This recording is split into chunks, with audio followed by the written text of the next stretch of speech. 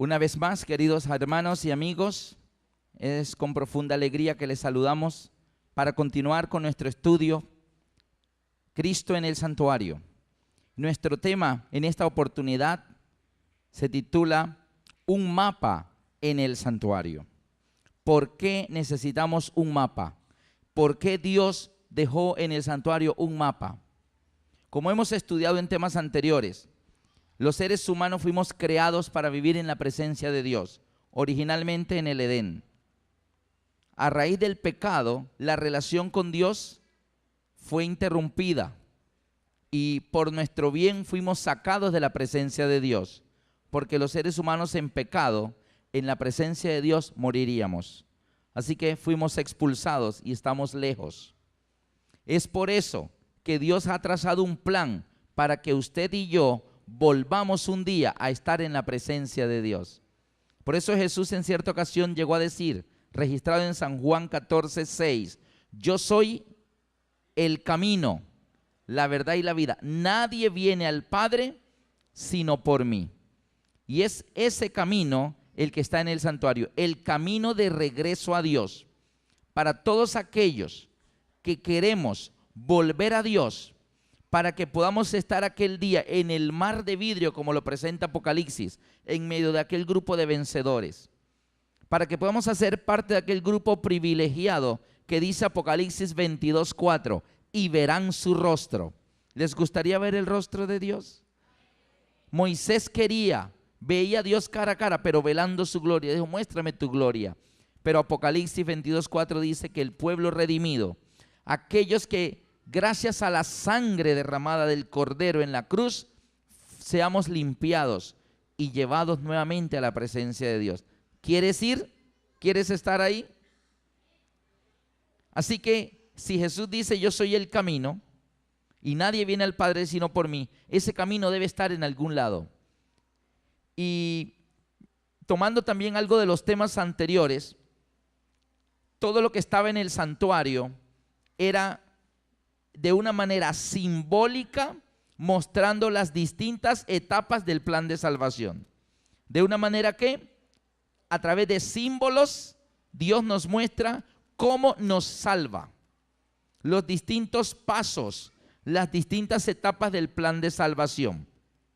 El santuario fue dado a los antiguos desde los tiempos de Moisés para que el pueblo de Israel viera a través de un sistema como en maqueta, como en miniatura, el gigantesco plan de salvación de Dios por la raza humana. Amén. Y es así como podemos ver entonces que los muebles que estaban en el atrio exterior, que eran ¿cuáles? Eran dos: el altar de sacrificios o altar de holocaustos y la mesa, la fuente de agua, la fuente de bronce. Estos dos muebles en el atrio exterior representan etapas del plan de salvación que se ejecutarían en la tierra a la vista de los hombres. Estaba determinado que el Cordero moriría en la tierra a la vista de los hombres. Ahí estaba el altar de sacrificios y en el atrio exterior entraban las personas, todos los que querían podían entrar y miraban cómo ponían la mano sobre el corderito, confesaban sus pecados, luego lo ataban, lo ponían sobre el altar y el cordero moría. Y todas las personas lo veían. Sucedía a los ojos humanos, delante de los ojos humanos. Y luego venía la fuente de agua. ¿Qué parte del plan de salvación tiene que ver con agua? Aparte de necesitar que el Cordero muriera por nosotros, que el Cordero derrame su sangre por nosotros y que nosotros creamos en ese sacrificio, ¿qué más se necesita dentro del plan de salvación después de aceptar la muerte del Cordero? Y tiene que ver con agua, porque después del altar de sacrificio seguía la fuente de agua. ¿Cuál es esa parte? Que también se hace en la tierra a la vista de los hombres. ¿Y cuál es esa parte? El bautismo. Ahí se puede decir, el que creyere en el Cordero y fuere bautizado será ¿qué? Salvo. Y esos dos muebles estaban exactamente en el atrio exterior, allí a la vista de los hombres. Representan eventos del plan de salvación que se ejecutarían ¿dónde? En la tierra, a la vista de los hombres. Pero luego ya en el interior del tabernáculo en sí, ya la parte del lugar santo y lugar santísimo, cuando el sacerdote ingresaba llevando esa sangre para asperjarla en el velo, ya una vez que traspasaba ese velo de esas columnas, ya las personas que quedaban en el atrio no veían lo que sucedía allá adentro. Eso ya no sucedía a la vista de los hombres. Lo que quiere decir que los muebles que están en el lugar santo y en el lugar santísimo, donde todo era de oro, no representan etapas del plan de salvación que no sucederían a la vista de los hombres. No serían eventos del plan de salvación que se harían en la tierra, sino que se harían ¿dónde? En el cielo.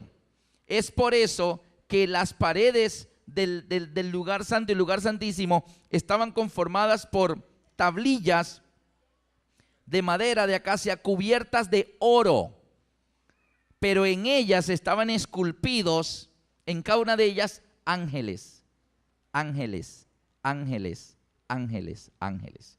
Lo que quiere decir que el sacerdote, cuando ministraba afuera en el atrio, sacrificando el cordero y luego lavándose en el agua, a la vista de los hombres, eventos del plan de salvación en la tierra. Luego tomaba esa sangre e ingresaba al lugar santo. Ya no miraba para los lados y ya no veía personas. ¿Qué era lo que miraba? Si miraba hacia la derecha, ¿qué veía en las tablillas de oro? Ángeles. Si miraba a la izquierda, ¿qué miraba? Ángeles. Si miraba hacia el frente en el velo, querubines. En el lugar santísimo, en las tablillas de las paredes, ángeles. Sobre el arca, querubines. Significaba eventos que se harían en el plan de salvación en el cielo a la vista de los ángeles. Es por eso que Jesús se bautiza en la tierra y muere en la cruz en la tierra a la vista de los hombres, pero ascendió al cielo, se sentó a la diestra del Padre y ha estado ministrando desde que ascendió como nuestro sacerdote en el santuario celestial a la vista de los ángeles, pero no ángeles de oro, sino ángeles ¿qué? Reales, los verdaderos en el cielo. Es decir, en resumen, los muebles del atrio, eventos del plan de salvación en la tierra a la vista de los hombres. Muebles del lugar santo y del lugar santísimo, eventos del plan de salvación, etapas que se realizarían en el cielo a la vista de los ángeles, pero que en este momento se están realizando. Es por eso que el apóstol San Pablo, en el libro de Hebreos, en el capítulo 8, versículos 1 y 2, él le explica al pueblo de Israel, a los propios hebreos que tenían un poquito de confusión respecto al tema del santuario, porque los israelitas, acuérdense que entre piedras y cordero, ellos eligieron poner su atención ¿en qué? En las piedras, en ese templo hermoso de Jerusalén, y perdieron de vista al cordero, que es el Salvador. Entonces, Cristo muere, resucita, asciende al cielo. Ya no se necesitan más los símbolos, porque desde la cruz del Calvario para acá ya no se necesitaban más símbolos. Ahora las realidades. Ya no se necesitaba más que murieran corderitos todos los días para que derramaran la sangre y el derramamiento de esa sangre se les hiciera remisión. Ahora la verdadera sangre del verdadero cordero, que es el Hijo de Dios, aquel que fue señalado por Juan el Bautista cuando dijo: he aquí el Cordero de Dios que quita el pecado del mundo. Él es el verdadero cordero. Cuando Él muere en la cruz, no se necesitaron más corderos. El verdadero cordero ya había sido sacrificado. Así que todo el sistema simbólico quedó ¿qué? Abolido. No más templo terrenal. Ahora todo se comenzaría a realizar en la realidad. Cristo había sido bautizado en la realidad en el Jordán. Juan el Bautista había estado predicando el bautismo en el Jordán para arrepentimiento de los pecados. Y el verdadero Cordero ya había muerto en la cruz del Calvario. Así que esas etapas del plan de salvación se acababan de ejecutar en la realidad, así que no más necesitaban las cosas del atrio. Y ascendió al cielo y comenzó a ministrar allá en el santuario celestial.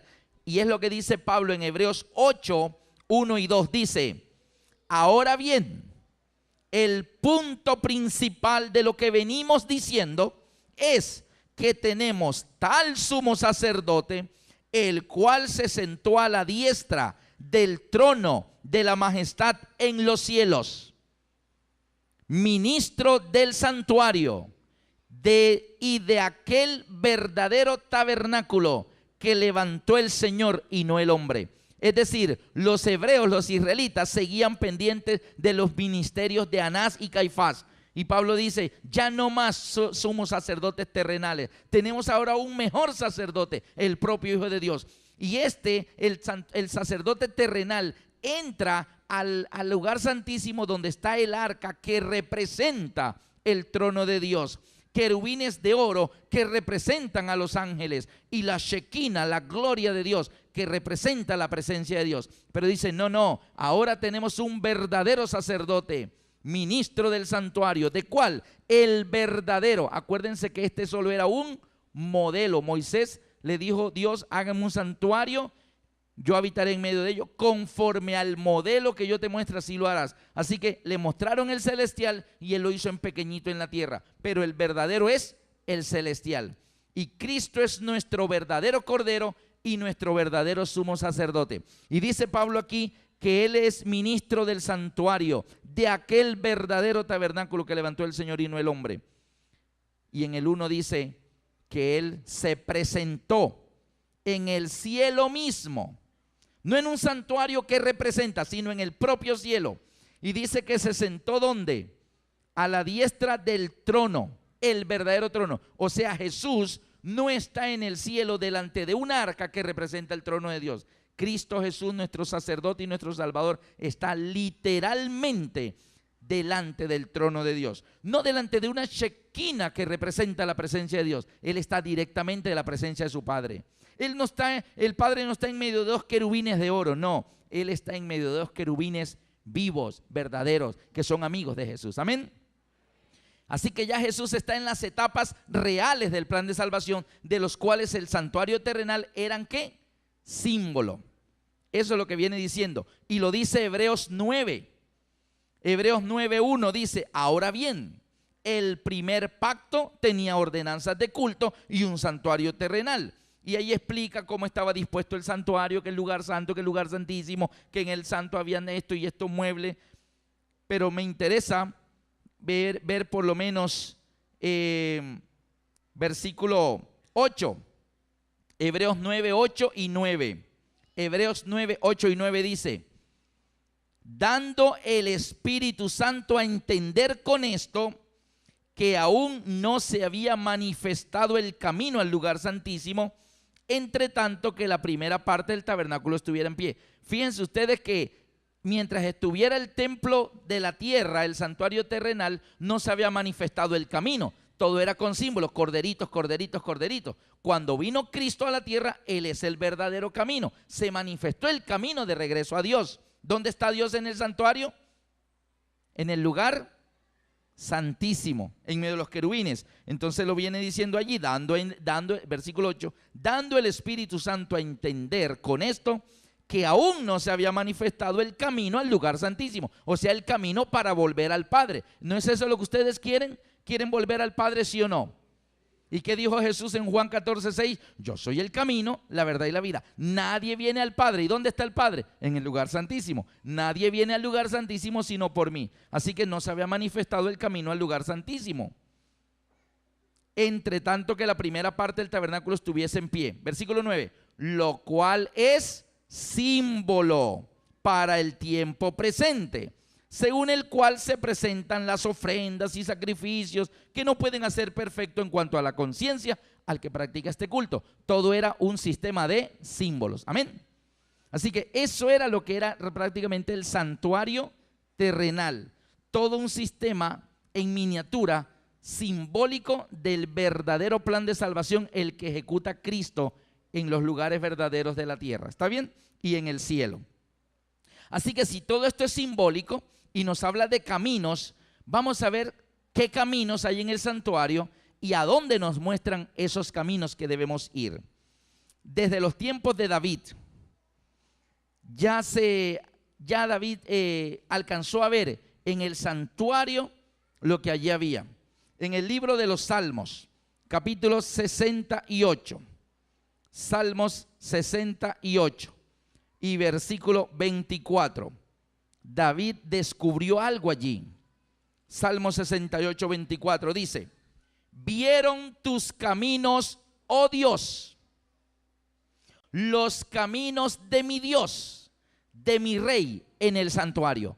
¿Qué descubrió David en el santuario? ¿Unos qué? Caminos. Vieron tus caminos, oh Dios, los caminos de mi Dios, de mi rey en el santuario. Ahí hay unos caminos. Noten que el pecador está lejos de Dios. ¿Dónde está Dios? En el lugar santísimo, en medio de los querubines en el arca. Ahí era donde nosotros vivíamos antes, pero por el pecado fuimos expulsados. ¿Qué quiere Dios? Que volvamos. Venid a mí, dice el Señor, todos los que estéis trabajados y cargados, yo os haré descansar. Y ayer ya estudiamos cómo es que podemos volver, remitiendo nuestros pecados por el derramamiento de la sangre del Cordero. Así que ahí hay unos caminos. Ahora bien, si hay unos caminos, generalmente nosotros descubrimos los caminos en los mapas. Es un mapa donde uno abre y dice, estoy aquí en Saravena, estoy aquí en Bucaramanga, estoy aquí en Bogotá, o estoy aquí en Barranquilla. Y tú te ubicas donde estás en el mapa.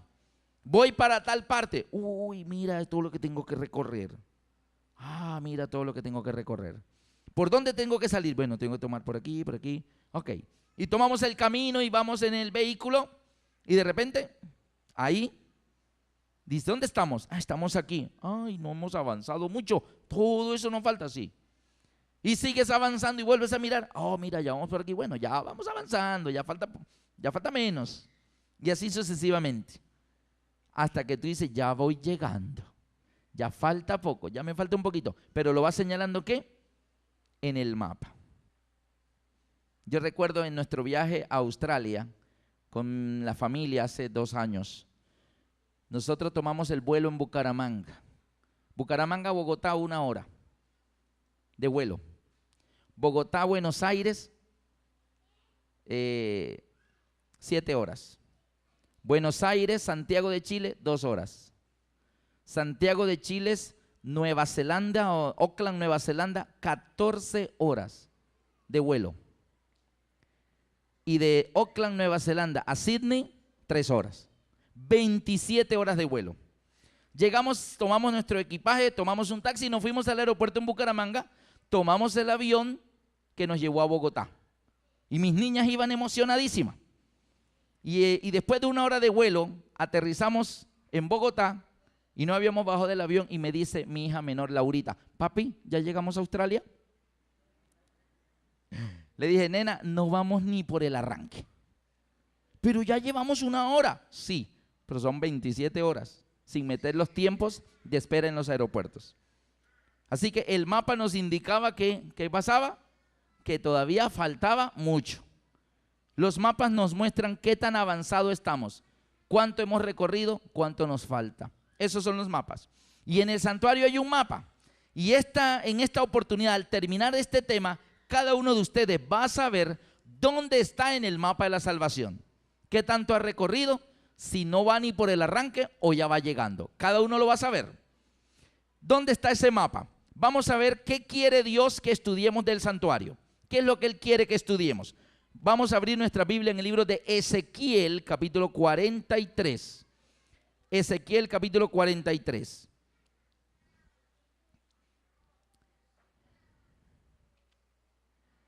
Ahora bien, según vimos en los temas anteriores, ¿qué es lo que nos está separando de Dios? ¿Qué es lo que nos separa de Dios? ¿Se acuerdan en el proceso que estudiamos ayer de la sangre del cordero que iba al altar, a los cuernos, luego al velo? Y en últimas, ¿qué es lo que nos separa de ver a Dios, de volver a estar en su presencia? ¿Qué es? Esa cortina llena de pecados, esa barrera, porque vuestros pecados han hecho separación entre mí y vosotros, es lo que dice el Señor. ¿Está bien? Entonces, Ezequiel 43, en el versículo 6 al 11, Dios le da una instrucción al profeta Ezequiel cómo explicarle al pueblo de Dios lo del santuario. Cómo Dios quiere que estudiemos el santuario. Dice Ezequiel 43, 6: y hoy uno que me hablaba desde la casa, un varón estaba junto a mí y me dijo: hijo de hombre, este es el lugar de mi trono, el lugar donde posaré las plantas de mis pies, en el cual habitaré entre los hijos de Israel para siempre. y nunca más profanará la casa de Israel mi santo nombre, ni ellos, ni sus reyes con sus fornicaciones, ni con los cuerpos muertos de sus reyes en sus lugares altos. Porque poniendo ellos su umbral junto a mi umbral, su contrafuerte junto a mi contrafuerte, mediando solo una pared entre mí y ellos, han contaminado mi santo nombre con sus abominaciones que hicieron, por tanto los consumí en mi furor. No sé cuántos de ustedes han tratado de vencer el pecado, de quitar esa pared de en medio para al fin tener intimidad con Dios. ¿Lo han tratado? ¿Han intentado? ¿Y hemos logrado la victoria? A veces sí, a veces no, ¿cierto? En el tema de mañana vamos a estudiar la purificación de los santuarios. En el tema de mañana vamos a ver la clave para vencer el pecado. Si alguno de ustedes está interesado en vencer algún pecado, no pierda el tema de mañana. Mañana la Biblia dice la clave para vencer ese pecado difícil de abandonar. La Biblia lo dice. Pero el Señor dice aquí que su pueblo ponía su umbral junto a mi umbral, dice él, su contrafuerte junto a mi contrafuerte. Es decir, el pueblo de Dios luchando para llegar a estar pegadito a Dios, pero en últimas mediaba entre ellos ¿qué? Una pared. Y una pared hace una gran separación. Mira, ¿cuánta distancia separa a un hombre que está en la cárcel de la libertad? ¿Saben cuánta distancia lo separan de la libertad? 30 centímetros. 30 centímetros lo separan de la libertad. ¿Y qué son esos 30 centímetros? El grueso del muro de la cárcel. Solo 30 centímetros y sería libre. Pero esos 30 centímetros es una pared que no lo deja ser libre. Así que el Señor dice, mi pueblo quiere, viene, pone su umbral junto a mi umbral, su contrafuerte junto a mi contrafuerte. Están luchando por salir y venirse conmigo. Pero ahí está la pared que no lo deja pasar. Y ahí estamos.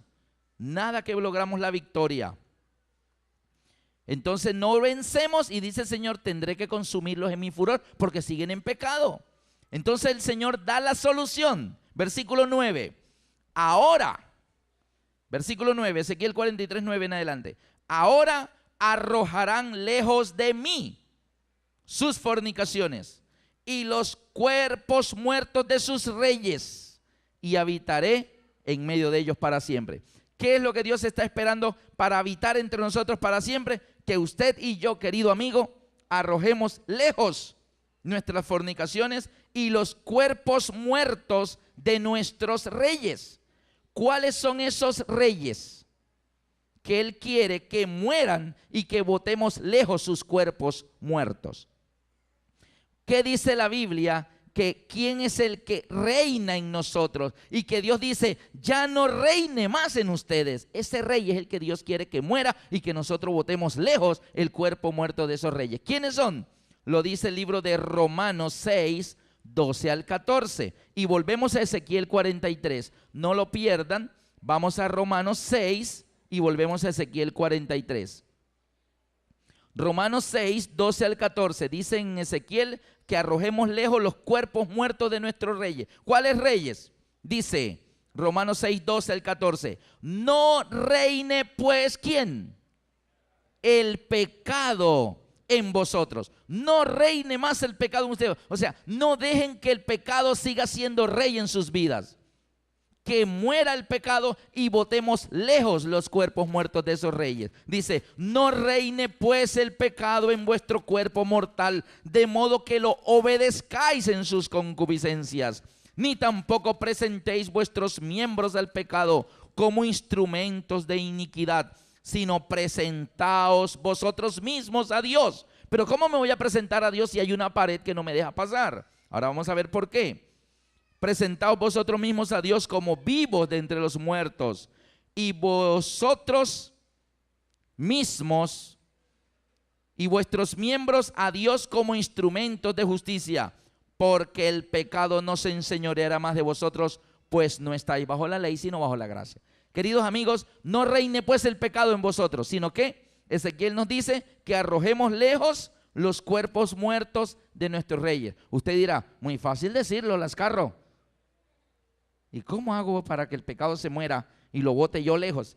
No pierdas el tema de mañana, la purificación de los santuarios. Hoy seguimos con el mapa. ¿Dónde está la ruta que debemos seguir para ser salvos? Dice Ezequiel 43:9, ahora arrojarán lejos de mí sus fornicaciones y los cuerpos muertos de sus reyes, y habitaré en medio de ellos para siempre. Versículo 10, tú, le dice Dios a Ezequiel, al predicador, tú hijo de hombre, muestra a la casa de Israel esta casa.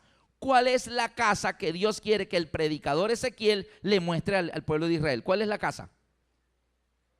¿Ah? Tú, hijo de hombre, muéstrale a la casa de Israel esta casa. ¿Cuál casa? Esa casa. La casa de Dios, el templo, el santuario. ¿Se acuerdan? Harán un santuario para mí, yo habitaré en medio de ellos. Entonces el Señor le dice a Ezequiel, hijo de hombre, muéstrale a la casa de Israel esta casa. ¿Cómo Dios quiere que mostremos esa casa? Dice, muéstrale esta casa y avergüéncense de sus pecados. El Señor nos está diciendo que cuando veamos el santuario y veamos lo que allí sucede, vamos a sentir vergüenza por el pecado. Usted dirá, pero claro, el pecado da vergüenza. Déjeme decirle que hoy en día hay personas que están orgullosísimos de sus pecados. ¿Conocen personas que están orgullosos de sus pecados? Saben que son pecadores, saben que están haciendo mal y dicen, a mucho honor. Muy orgullosos de lo que están haciendo, se sienten enorgullecidos, ¿verdad? Dice, y avergüencen de sus pecados y midan el diseño de ella, mídanlo. Hay que saber las medidas del santuario para entenderlo más. Versículo 11. Y si se avergonzaren de todo lo que han hecho, hazles entender el diseño de la casa, su disposición, sus salidas, sus entradas, todas sus formas, todas sus descripciones, todas sus configuraciones y todas sus leyes, y descríbela delante de sus ojos para que guarden toda su forma y todas sus reglas y las pongan por obra. Pregunto, según esta lectura de Ezequiel, ¿cómo quiere Dios que estudiemos el tema del santuario? ¿Por encimita o bien detallado? ¿Cómo será? Midan el diseño de ella, sus entradas, sus salidas, sus configuraciones, su disposición, sus leyes, todo. O sea, Dios quiere que hagamos un estudio del santuario detallado. Y dice que allí encontraremos muchas respuestas. Entonces, si esto es así, veamos ahora sí dónde está ese mapa, dónde están esos caminos que dice allí David, que vio los caminos de Dios, de su rey en el santuario. Primero que todo, en el santuario, cuando el pueblo de Israel lo armaba, ellos ponían la parte de la puerta siempre hacia el oriente, por órdenes de Dios. Y el tabernáculo, todo lo que era la cortina esa de color blanco que cubría todo lo que era, encerraba lo que era el atrio, medía de largo 100 codos por 50 codos. Era rectangular, 100 por 50. La puerta debía mirar hacia el oriente. Ahora bien, 100 codos por 50. ¿Qué hacían luego ellos? Disponían de esos 100 codos por 50 y lo dividían en dos grandes secciones. 50 por 50 y la otra sección de 50 por 50.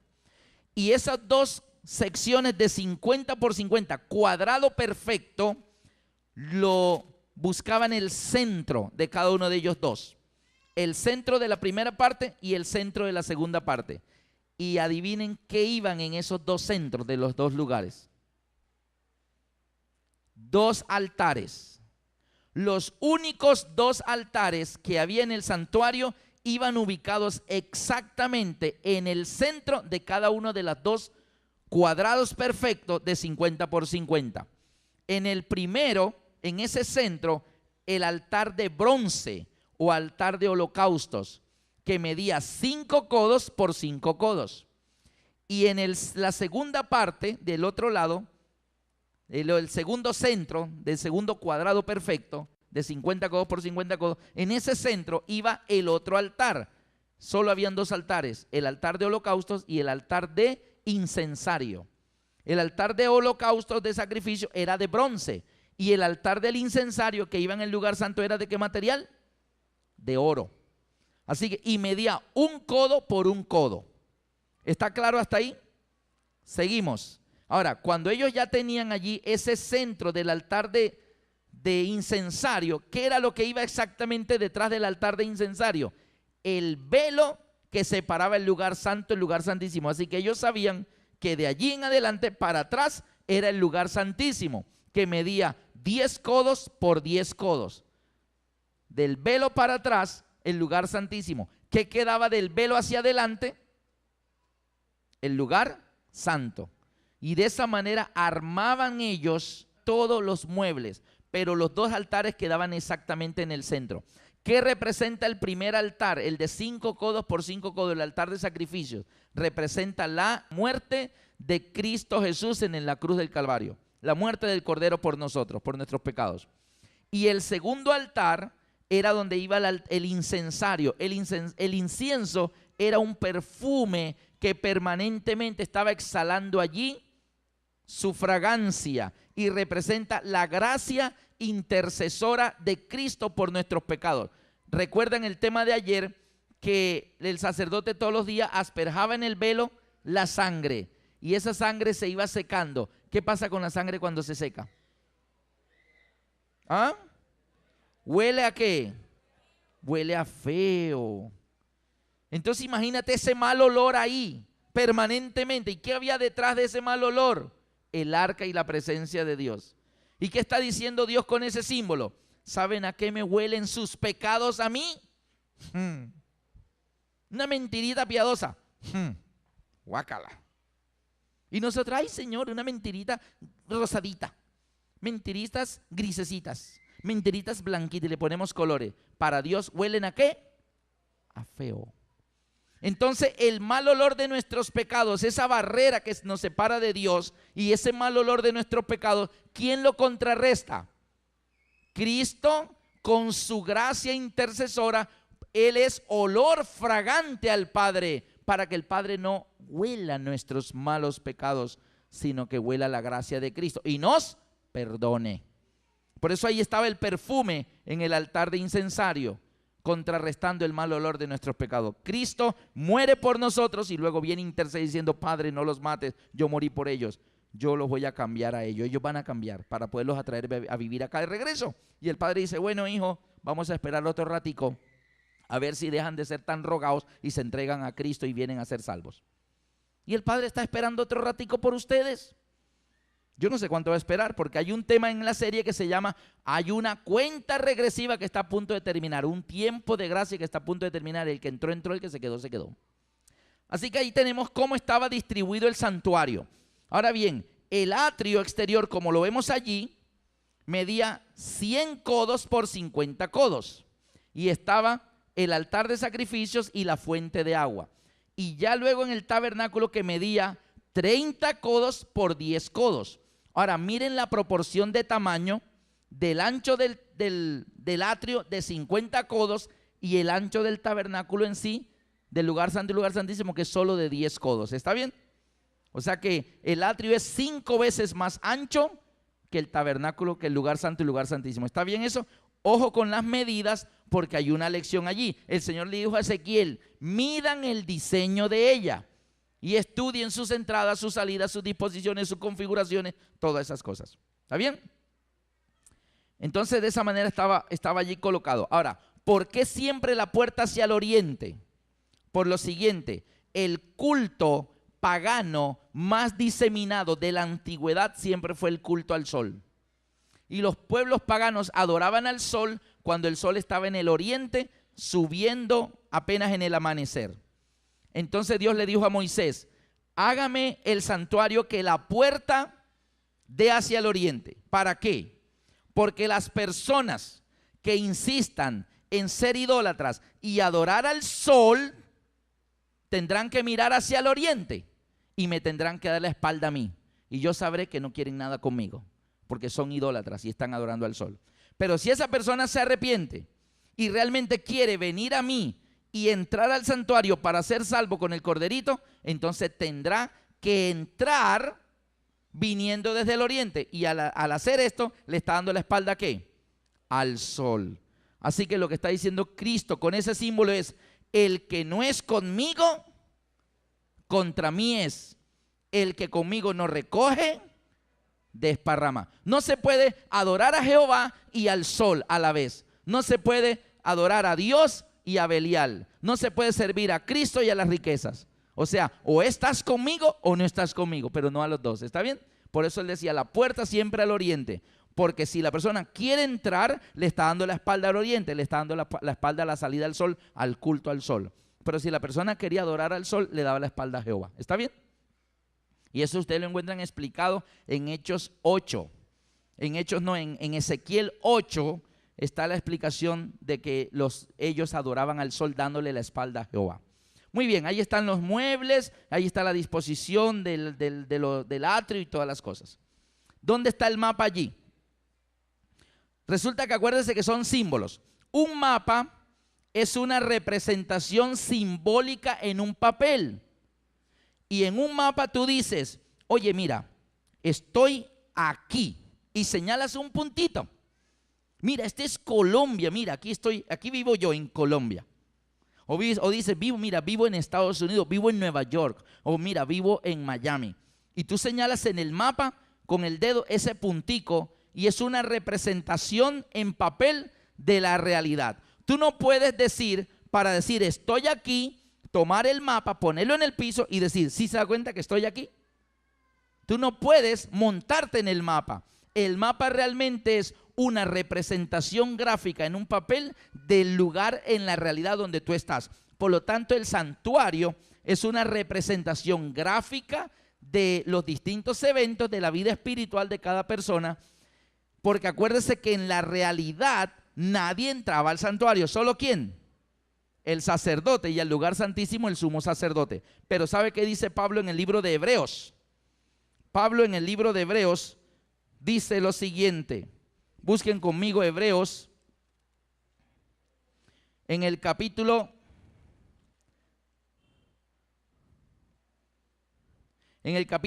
10. Hebreos 10, 17 en adelante. Hebreos 10, 17 en adelante dice, y añade, y nunca más me acordaré de sus pecados y transgresiones, pues donde hay remisión de estos, ya no se necesitan más ofrendas del pecado. Eso lo entendimos. Versículo 19. Así que, hermanos, teniendo libertad para entrar en el lugar santísimo por la sangre de Jesucristo. ¿Cómo así que tenemos libertad para entrar al lugar santísimo? No, que el único que podía entrar al lugar santísimo era el sumo sacerdote, pero Pablo está diciendo que con la muerte de Cristo, ustedes y yo ahora tenemos ¿qué? Libertad de entrar al lugar santísimo. Lo que Pablo está diciendo es que aprendamos a vivir en la realidad lo que los símbolos del santuario nos muestran, para que tú comiences a volver a Dios y un día puedas volver a estar ¿dónde? En la misma presencia de Dios. Y se cumple en ti Apocalipsis 22, 4 que dice, y verán su rostro y su nombre estará en su frente. ¿Quieren ir? O lo van a pensar, ir donde Dios, verle la cara. Tengo que dejar de ver la novela. Y tengo que dejar de trabajar en sábado para ver a Dios. Y tengo que dejar la mujer esa que tengo que no es mi esposa. Ay, no, que complique. Eso es pecado. Y en la presencia de Dios no hay pecado. ¿Está bien? Así que si quieres volver a Dios, mira cómo es. Teniendo libertad para entrar en el lugar santísimo. ¿Cómo es esto? Vamos a ver los símbolos para el mapa. A ver, si yo estoy acá en el mundo, lejos de Dios, ¿dónde está Dios? Allá en el arca, el cuadrito verde. Allá el arca, la presencia de Dios, allá donde está Dios y todo. Yo estoy acá lejos en el mundo, lejos de Dios. Pero yo comienzo a sentir el deseo de entregarle mi vida a Dios. ¿Qué es lo primero que tiene que hacer una persona que quiere volver a Dios? ¿Comenzar a qué? A caminar y entrar, por lo menos al atrio. Estoy hablando del mapa, no de una entrada literal que tú entras al atrio, ¿no? Estamos hablando de que ahí, eso es un mapa ¿Y qué representa el altar de sacrificios? ¿La muerte de quién? De Cristo Jesús. ¿Qué es lo primero que tiene que aceptar una persona que quiere volver a Dios? El sacrificio de Cristo. Es aceptar a Cristo Jesús como su Salvador personal. Es lo primerito. Yo no sé si ustedes ya lo hicieron. Y yo sé que es difícil. Y da miedo. Yo recuerdo cuando a mí me sucedió. Yo estaba todavía en mi colegio. Ese año me graduaba en el último grado de bachillerato. Y en mi colegio, en el bachillerato, éramos más o menos unos 1000 estudiantes. De cada grado habían 5 cursos, A, B, C, D, E. Y cada uno de 40 estudiantes. Así que de primero bachillerato éramos 200. De segundo bachillerato otros 200. De tercero bachillerato éramos otros 200. Y ya van 600. Luego de cuarto bachillerato, otros 200. Y ya quinto y sexto solo eran 4, A, B, C, D y E, o sea que eran 160. Así que era un colegio bastante grande. Era un colegio presbiteriano, el Colegio Americano de Barranquilla. Allí comencé a estudiar la Biblia. El libro de texto de la clase de religión, la Biblia. Bueno, yo llevaba la Biblia en mi morral. Oye, los días que tocaba religión, el morral pesaba más. Tenía que echar 66 libros adicionales a mi morral. Y bueno, y todos los años en el colegio nos hacían la semana de énfasis espiritual. Todos los años. Y ese auditorio tan lleno, pero aprovechamos para hacer desorden. Y los profesores no daban abasto para cuidar a 800, 900 mil estudiantes. Y hacíamos mucho desorden. Tirábamos avioncitos por el auditorio y todo el mundo mirando dónde iba a aterrizar el avioncito. Y el pastor allá predicando y nosotros no poníamos cuidado. Pero llegó el grado 11, lo que hoy se llama grado 11. Y yo entré al auditorio y ese año dijeron los más grandes son los que se están portando más mal. Así que los de último grado vengan para acá y nos pusieron en las primeras filas. Yo estaba como en la tercera fila de aquel lado. Y a los menores, así que los más pequeñitos los pusieron atrás porque esos sí se portaban bien. No habían aprendido a portarse mal todavía. Y entonces, yo no sé por qué, yo creo que fue Dios, el Espíritu Santo, que me hizo sentir algo. Y es que yo comencé a mirar y yo dije, oye, estamos en agosto. Recuerdo que era agosto. No sé qué día, pero era agosto. Y yo sentí, me gradúo en 3 meses, septiembre, octubre, noviembre. Me gradúo en 90 días. He estado en este colegio por 8 años. Todos los años ese señor se para al frente y habla de la Biblia. Y yo no le he puesto cuidado qué es lo que dice. Me gradúo en 90 días y me voy a ir del colegio sin saber lo que dice. Este año voy a poner cuidado. Y me lo propuse. No me voy a distraer, voy a poner cuidado. Así que mis compañeros, mira que esto, que vamos a jugar a esto. Y yo, ahora. Y yo me puse a poner atención allí, como a la tercera sección de lunes, martes, como el miércoles de la semana de oración del colegio. Yo me consideraba cristiano. Yo era cristiano, yo creo en Dios. Y el pastor, recuerdo su nombre, Roberto Argel, gran amigo, dijo desde la tarima del auditorio del Colegio Americano: ¿cuántos jóvenes en este lugar son de Cristo? A ver, levanten la mano los que son de Cristo. Y yo iba a levantar la mano, pero en ese momento pensé, mis compañeros me la montan. No, yo no alzo la mano, después me la montan. Ay, aleluya, me van a decir así. Y yo bajé la mano y el pastor, a ver cuántos jóvenes valientes quieren decir yo soy de Cristo. Y yo, yo soy de Cristo, Señor, tú sabes, pero yo no voy a poner a levantar la mano aquí. Y el pastor terminó de preguntar y siguió predicando y llegó a mi mente, yo el Espíritu Santo ahí llamándome, me hizo sentir que lo había negado. Y yo comencé a sentir, negué a Jesús, claro. Igual que Pedro, yo no lo conozco, yo no sé quién es ese señor. Jesús, por ahí lo he oído nombrar, pero yo no sé quién es él.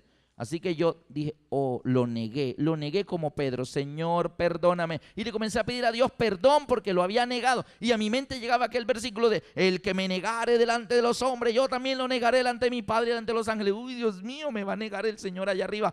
No, Señor, yo soy tuyo. Pregunta otra vez, pregunta para que veas que esta vez se alzo la mano. Voy a ser valiente, que hablen lo que quieran. Pero en último yo decía, los que se van a dar cuenta que yo tengo la mano alzada son este grupito de por aquí. Esos de allá atrás van a ver la mano alzada, no van a saber de quién es.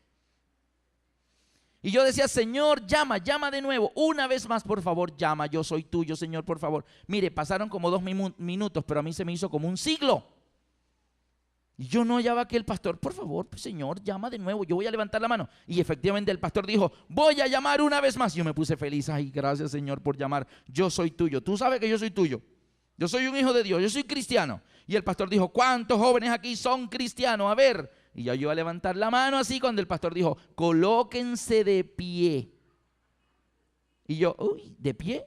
No, Señor, la mano, la mano. Era decir, sí o no aceptas a Cristo como tu Salvador personal. ¿En qué lugar del mapa estaba yo ese día de agosto del 77? Allí.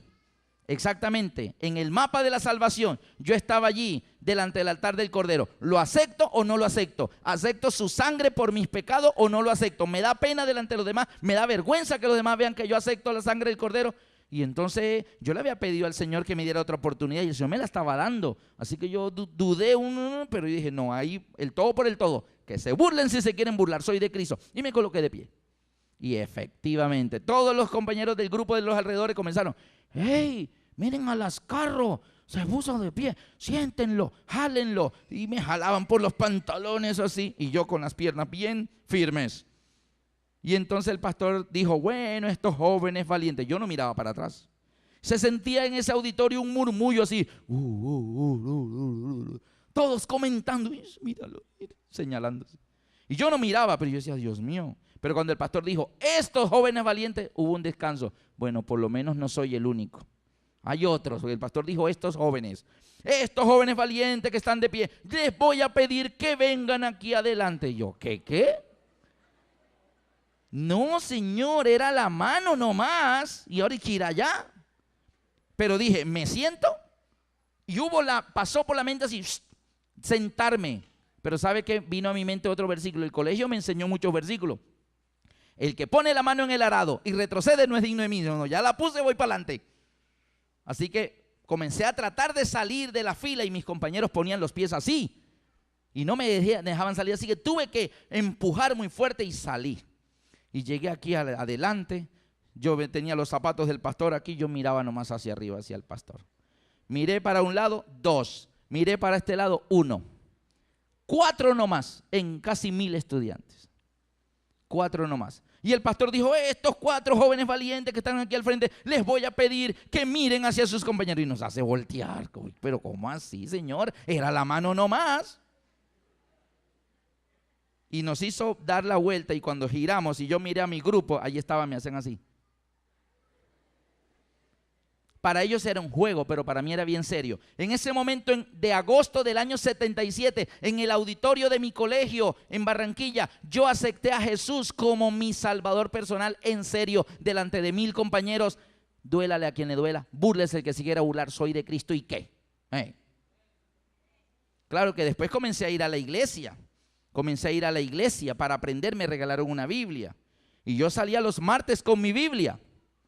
Y yo iba ese martes a salir de mi casa y me asomé por la ventana de mi casa y ahí estaban todos los amigos de la cuadra sentados enfrente, y donde me vean con la Biblia, tras de los del colegio molestándome, ahora los vecinos también. Así que me devolví y le dije, mamá, ¿tienes una bolsa? Y mi mamá me dijo, sí, aquí está, y me dio una bolsa de plástico transparente. Y dije, no, de papel. Ah, bueno, me la dio. Metí la Biblia en la bolsa y salí. Hola, oye, ven para acá. No, tengo una reunión. Y me fui para la iglesia. Y cuando iba por la esquina, negué a Jesús. Lo negué. Otra vez negando al Señor que no me vean con la Biblia. A la siguiente reunión del siguiente martes, tomé la Biblia y me asomé. Y ahí estaban sentados todos sin hacer nada. Y dije, esta vez no pediré la bolsa. Soy valiente, soy de Cristo. ¿Y qué? Así que abrí la puerta y salí. Hola, ¿qué hubo, Alberto? ¿Qué más? Bien. No, oye, ven, no, voy por una reunión. Así que mientras iba girando, la Biblia también iba girando y me fui por la esquina. Cuando llegué a la esquina, negué a Jesús otra vez, lo negué. Y el tercer martes salí con la Biblia, ya no con bolsa, no quiero negar más a Jesús, soy de Jesús y punto. Tomé mi decisión y salí con ella Biblia. Y lo primero que me dijeron mis amigos fue, ¿qué llevas en la mano? No me digas que es una Biblia. Ah, sí, una Biblia, mira. No me digas que te metiste aleluya. Bueno, sí, me metí aleluya. ¿Y qué? Y el corazón se me quería salir, me ponía frío, caliente, las piernas me temblaban, pero dije, sí, ¿qué? Mire, aceptar a Cristo como tu Salvador personal, el día que tú te colocas de pie en ese lugar y dices, soy de Jesús y yo quiero hacer aquella oración de, Señor Jesús, entra en mi corazón, te acepto como mi Salvador personal. Ese día tú estás en ese lugar del mapa.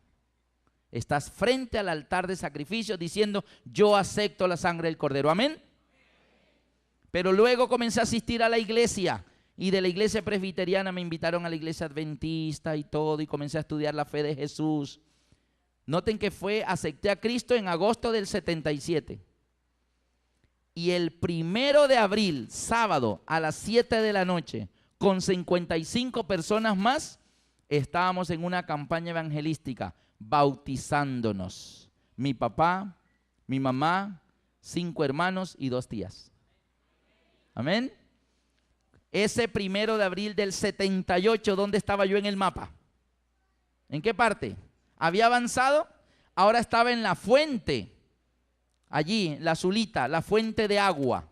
Estaba bautizándome. Allí se cumple en el mapa de el que creyere la muerte del Cordero y fuere bautizado, ¿va para dónde? Allá adentro, al lugar santo.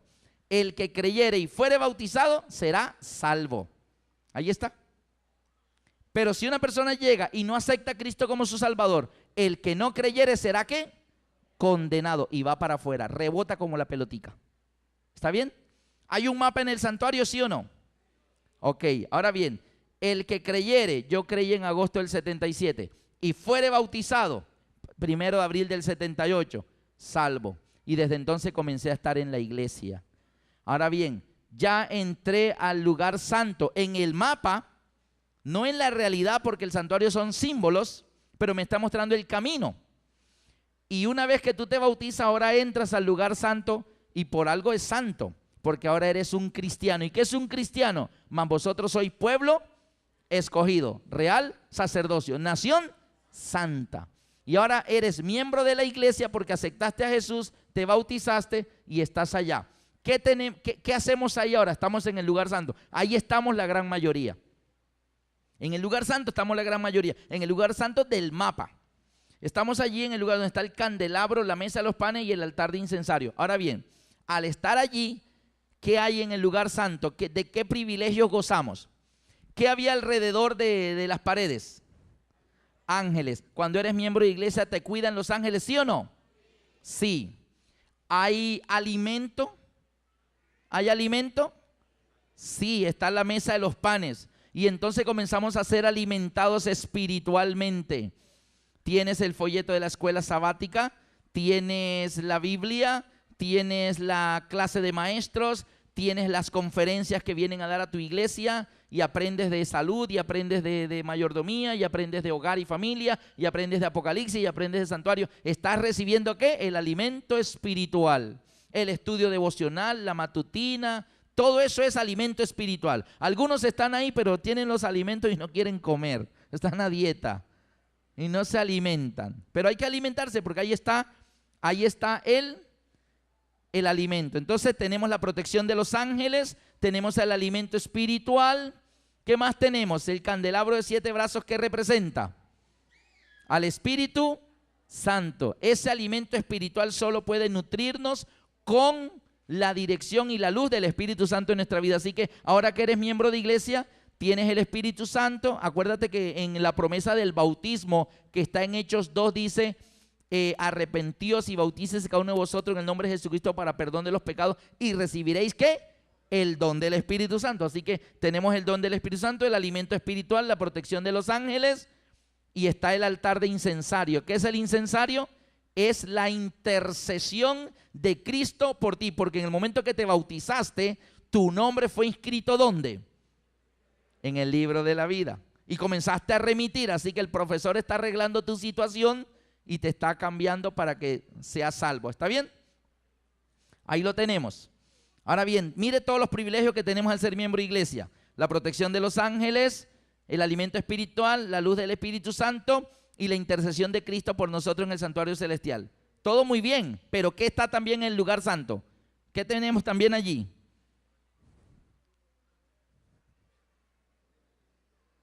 ¿Qué es eso? El velo. ¿Y qué tiene el velo? Los pecados. Pregunto, miembro de iglesia, el alimento espiritual, la luz del Espíritu Santo, la protección de los ángeles, la intercesión de Jesús en el incensario, pero ¿ya vemos a Dios? ¿Ya estamos en la presencia de Dios? No, con todo lo que tenemos como miembro de iglesia allí en el lugar santo, ¿sabe qué? Sigue existiendo, mediando una pared entre usted y yo, dice el Señor. Es decir, todavía hay esa separación entre Dios y nosotros. Aunque somos miembros de iglesia, sigue el pecado presente en nuestra vida. ¿Sí o no? ¿O solo a mí? O sea que el camino de regreso a Dios termina en el lugar santo o va más allá. Va más allá. Por eso es que Pablo llegó a decirlo de esta manera, como dice en Filipenses 3, 13 y 14. Filipenses 3, 13 y 14, Pablo habla de ese recorrido de regreso a Dios y que él también lo estaba viviendo. Filipenses 3, 13 y 14 dice: hermanos, en ese recorrido de regreso a Dios, dice Pablo, hermanos, yo mismo no pretendo haberlo ya alcanzado, pero una cosa hago, olvidando ciertamente lo que queda atrás y extendiéndome hacia lo que está delante, prosigo a la meta, al premio del supremo llamamiento de Dios en Cristo Jesús. Es decir, Pablo ya viene haciendo este recorrido. Pablo abandonó la vida farisea, Pablo aceptó a Cristo como su Salvador en el camino a Damasco. Pablo se bautizó 3 días después cuando Ananías lo visitó, se hizo miembro de iglesia y predicador. Y muchas veces luchó Pablo contra esa cortina cuando decía en Romanos 7, 14 al 25, el bien que quiero no hago, sino el mal que no quiero eso hago. Miserable de mí, ¿quién me librará de este cuerpo de muerte? O sea, era predicador, fundador de iglesias, hacía todo eso, pero seguía estando el pecado ahí. Él decía, quiero servir a Dios, pero con el cuerpo sirvo al pecado. Pero luego dice, mire, yo no pretendo ya haberlo alcanzado, pero voy para adelante. Una cosa hago, prosigo a la meta. ¿Cuál es la meta? La meta es llegar ¿a dónde? ¿Al lugar santo? Al lugar santísimo, porque ¿quién está allá esperándonos? Dios. Y el poder de Cristo. Por eso es que el Espíritu Santo, mírelo dónde está. El candelabro no estaba aquí. El candelabro no estaba en el atrio. El candelabro que representa el Espíritu Santo está allá en el lugar santo, donde tú lo necesitas para vencer esa cortina de pecado y que puedas ir al otro lado. Pablo también lo expresó de esta manera en 2 de Timoteo 4, 7 y 8. Él logra la victoria al final. 2 de Timoteo 4, 7 y 8 dice: he peleado la buena batalla, he acabado la carrera. Pregunto, ¿Pablo llegó o no llegó? ¿Lo logró o no lo logró? Mañana van a ver cuál fue el secreto de Pablo. ¿Cómo logró llegar? Dice, he peleado la buena batalla, he acabado la carrera, he guardado la fe. Por lo demás me está guardada la corona de justicia, la cual me dará el Señor, juez justo, en aquel día, no solo a mí, sino también a todos los que aman su venida. ¿Quieren ir? Hermanos, Pablo pasó por ese camino, ¿está bien? Ok, ¿ya vimos el mapa? ¿Ya viste dónde estás tú parado? De pronto alguien dice, ay, yo todavía estoy. Bueno, el hecho de venir a la iglesia ya como que estoy entrando. Ya como que me estoy acercando al altar de sacrificio. Pero ¿cómo es eso de aceptar a Cristo como Salvador personal? Explíqueme, ¿lo que tengo que hacer? Pues una oración, te arrodilla y dile, Jesús, te abro mi corazón. Quiero que seas mi Salvador. Ven a mi vida, sálvame, Señor. Estarás allí parado junto al altar de sacrificios. Ahora luego, ¿te vas a quedar allí o vas a sellar tu pacto con Dios? Acuérdate que lo que dice Marcos 16, 16, el que creyere y fuere bautizado será salvo. Algunos ya aceptaron a Cristo y están visitando, son simpatizantes de la iglesia, pero lo de bautizarse, ay, es que lo estoy pensando, es que eso es un paso muy serio. Todos los pasos son serios, pero hay que seguir, porque el pecado está acá, Dios está allá. Tú no puedes servir a Dios desde por acá en el mundo de pecado, ¿está bien? Ahí está. Aceptar a Cristo, el que creyere fuere bautizado, ahí está el bautismo, salvo. ¿Ven ese muchacho que está aquí sentado como aburrido? Está así como pensativo. ¿Sí lo ven? Está lejos de Dios y dándole la espalda a Dios. Yo les dije una de las primeras noches que solo había 2 páginas en la Biblia donde no había santuario. ¿Cuáles eran? Primera y última. O sea que en cualquier pasaje de la Biblia tenemos que encontrar algo de santuario. Vamos a poner un ejemplo aprovechando este tema. Este muchacho es el hijo menor de un padre muy rico. Pero un día le dijo, Padre, no quiero vivir en tu presencia, dame la mitad de mis bienes que me voy. Y se fue al mundo, se fue lejos de su padre. Se llama el hijo pródigo. Gastó, perdió y ahora está solo y sufriendo hambre. El pecado le ha volteado tanto la mente que le parece deliciosa la comida de los cerdos. Pero estando allí dice, tantos jornaleros en la casa de mi padre. ¿Dónde está el padre del pródigo? Allá en el lugar santísimo. El padre representa a Dios. Y el padre es muy rico. Sí, allá todo es de oro. Y él aquí alimentando cerdos. Qué triste es la vida lejos de Dios. ¿Para qué seguir acá? Pero este joven tomó la decisión y dijo, ¿cuántos jornaleros en la casa de mi padre tienen abundancia de pan? Y yo aquí perezco de hambre. Antes de seguir, ¿había abundancia de pan en la casa del padre? Pregunto, ¿en el atrio había alimento? ¿Qué alimento había en el atrio? En el atrio había algo que era alimento. Que una persona que perece de hambre, ahí tiene comida. O sea, desde el momento que traspasa el umbral de la casa de su padre, ya encuentra alimento. ¿Qué moría aquí? El cordero. ¿Y qué hacían con el cordero? Comían la carne asada. Así que en el atrio había alimento. Abundancia. ¿Cuántos jornaleros en la casa de mi padre tienen alimento? En el lugar santo había alimento. La mesa de los panes. Así que desde que tú comienzas tu recorrido de regreso a Dios, dejas de perecer de hambre, porque hay alimento desde el primer paso. Aquí muere el cordero, ahí tienes alimento. En el lugar santo está la mesa de los panes y tienes alimento. Y en el lugar santísimo hay alimento también. ¿Dónde está el alimento en el lugar santísimo? Dentro del arca había una urna de oro que tenía ¿qué? Maná, pan del cielo. Así que sea en el atrio, en el lugar santo, en el lugar santísimo, hay alimento.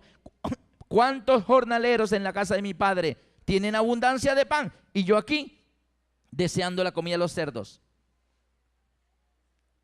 Perezco de hambre. Entonces él tomó la decisión. Me levantaré e iré a mi padre y le diré, Padre, he pecado. ¿En qué parte del santuario se confesaban los pecados? A ver si en el pródigo tenemos el santuario. ¿En qué parte del santuario era que el pecador confesaba los pecados? En el atrio con el cordero que moría. Así que el joven dice la parábola que regresa y viene otra vez hacia su padre. Ahora nota que el padre está allá en el lugar santísimo. La parábola no dice que el joven llegó hasta allá, hasta donde estaba el padre, porque en el santuario así no funcionaba. Nadie se va solito hasta allá, hasta el lugar santísimo. El pecador solo llegaba ¿hasta dónde? Hasta el atrio, a donde está la muerte del cordero. Hasta ahí llegaba el pecador. Y por eso es que Jesús cuenta la parábola diciendo que el joven se levantó y vino de regreso a su padre. Y su padre, que está allá en el lugar santísimo, dice la Biblia, viéndolo aún de lejos. ¿Cuál era el mueble más lejano? El mueble más lejano al arca.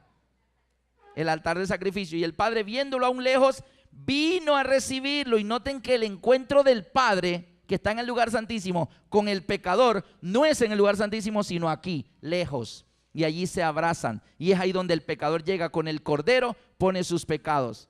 Y entonces el joven le dice, Padre, he pecado contra el cielo y contra ti. No soy digno de ser llamado tu hijo. He pecado. Y si he pecado, merece la muerte. Pero el padre dice, no, tú no vas a morir. Te amo mucho. Levántate. Póngale el vestido nuevo, túnicas. Póngale calzado, anillo en su dedo. Y matad el becerro engordado. ¿Qué culpa tenía el becerro engordado de los pecados de este joven? Pero la salvación es por sustitución, y el becerro engordado muere por él. Y entonces el padre lo entra. Ahora bien, eso está lleno de siervos allá, siervos del padre. ¿Ustedes creen que si ese joven pródigo entra solo a la hacienda, los siervos del padre lo hubieran dejado entrar? No. Pero ¿con quién entró? Entró con su padre. ¿Cuál de los siervos de la hacienda le iba a decir al joven, tú no puedes entrar aquí? Si iba con el propio padre. Queridos hermanos, nosotros podemos volver a Dios porque Cristo va con nosotros. Amén. Y Él es el que nos introduce allá a través de su sacrificio, la limpieza que hace nuestro pecado a través del agua y luego la purificación a través del fuego del Espíritu Santo. Amén. ¿Ya te diste cuenta dónde estás tú en el santuario? ¿Ya sabes dónde estás ubicado? Una cosita más, las medidas. Las medidas. Y esto lo van a decir ustedes. Miren las medidas. Cuando la persona vuelve, está acá lejos de Dios, se mueve en un mundo ¿qué? ¿Cómo son las medidas acá afuera? Anchísimas. Y una vez que él decide regresar y se encuentra aquí con el cordero, ahora se mueve en un lugar que es 50 codos de ancho por 100 de largo. Ya no es tan ancho como acá, acá era más ancho. Y aquí sigue siendo ancho, 50 por 100, pero ya no es tan ancho. Y una vez que acepta la muerte del cordero y se bautiza, ahora está en el lugar santo. ¿Y cómo son las medidas del lugar santo? 20 por 10. ¿Qué van notando con las medidas? Aquí era ancho, aquí 100 por 50 y ahora va por allá 20 por 10. Y apenas pasa al lugar santísimo para vivir en la presencia del Padre, ¿cómo son las medidas? 10 por 10. ¿Qué notamos con las medidas? Que acá en el pecado, ¿cómo es? ¿Ah? Ancho. Y entre más cerca de Dios, ¿cómo es? Angosto. ¿Hay algún versículo que ustedes recuerden que hable de ancho y angosto? Oh, ya. Mateo 7, 13 y 14. Ancho es el camino que va a la perdición y muchos son los que lo hallan. Y angosto el camino que va a la salvación y pocos son los que lo hallan. Amén. Así que aquí en el santuario tenemos el camino ancho y el camino angosto. Tú quieres volver a Dios, prepárate, el camino es angosto. Ay, a mí no me gusta, es que yo no sirvo para andar asustado. Bueno, entonces quédate en el mundo. Ahí está, el Padre viene, abandona su lugar y viene a encontrarse con su hijo allí para luego llevarlo allá. Las medidas, entre más lejos, más ancho. Va de lo ancho a lo angosto, de lo ancho a lo angosto. 50 por 100, 20 por 10 y 10 por 10. ¿En qué lugar del mapa estás? No sé en qué lugar del mapa estás. El asunto es que donde estemos hay que ¿qué? Avanzar. Y yo voy a hacer lo que me hicieron a mí en el americano. ¿Cuántos de los que están aquí les gustaría esta noche sea el día en que tú digas, Señor, yo quiero estar en el altar de sacrificio, quiero iniciar mi regreso a Dios, no me quiero más quedar lejos de ti? Supongamos, Dios buscó en todo el cielo, podría encontrar a alguien dispuesto a morir. Pues el plan requería un sacrificio para comprar vida eterna por ti, por mí. Oh, fue posible por el monte Calvario. Fue posible por una vieja cruz. Fue posible por aquel hombre Cristo, que para siempre mi alma ganó.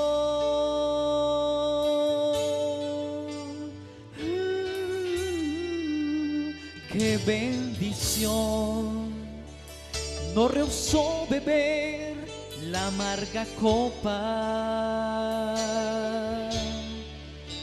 aunque pidió, Padre, pásala de mí. Qué bendición, Él no llamó sus ángeles, de sus manos me ofreció redención. Oh, fue posible por el monte Calvario. Fue posible por una vieja cruz.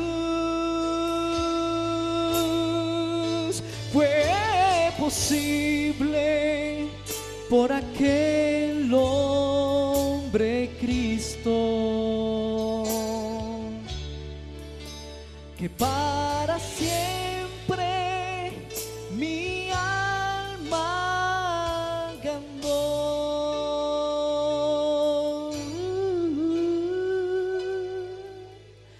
que para siempre mi alma ganó.